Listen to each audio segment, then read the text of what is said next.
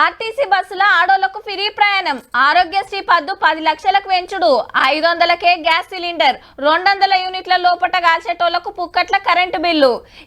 ఎక్కడిది కొత్త సర్కార్ వచ్చి 100 రోజులు గిట్ల కాకముందే 6 గ్యారెంటీలు రప్ప అమలు చేస్తున్నారు.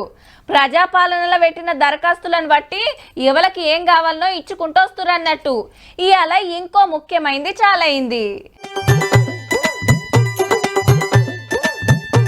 ఇందిరమ్మ ఇండ్ల పథకం చాలా ఇందులో భద్రాచలంలో సురువు చేసి ఫస్ట్ ఒక్కొక్క నియోజకవర్గానికి 3500 మందికి ఇస్తామన్నది సర్కారు.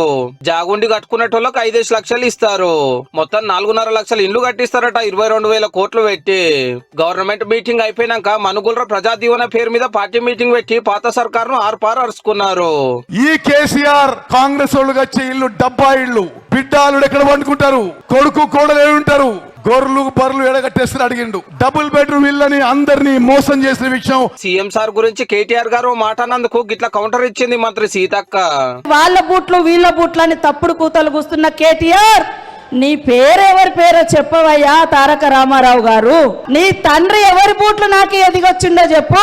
ముఖ్యమంత్రి సార్ అయితే సీదా కేసీఆర్ ఫ్యామిలీకే సూటి పెట్టిండు. నీతులు చెప్తారు మీరు ఇచ్చిన హామీలు అమలు చేయండి అని. మరి మీరు ఇచ్చిన హామీలు 10 ఏళ్ళైంది. సిగ్గులేనోడా కేటీఆర్ ఏనాడన్న ఆలోచన చేసినవా? నీ అయ్యాన్ని అడిగినవా? 10 ఏళ్లలో తెలంగాణను తెలుగు చేసిరా నీకు ఇట్లా చెప్పుకొచ్చేయండు. ఆ పేరమూతి బోడలింగానికి నేను చెప్పదలుచుకున్నా, అరే సన్నాసి, బిఆర్ఎస్ అంటేనే బిల్లారంగ సమితిరా, దొంగలరా, తోడు దొంగలరా మీరంతా. ఈ రాష్ట్రాన్ని దేశాన్ని కొల్లగొట్టిన దొంగలరా.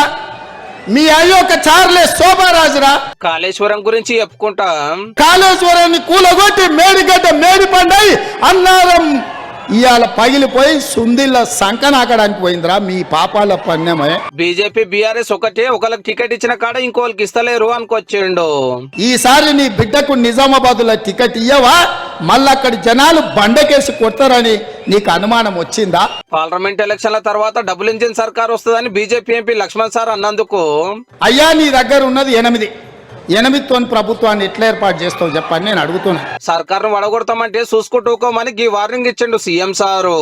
5 ఏళ్లు మీ ప్రభుత్వాన్ని కాపాడే బాధ్యత మాది అని బీఆర్ఎస్ ఎమ్మెల్యేలు వచ్చి అందరు నాకు కలిసి చెప్పిపోతున్నారు.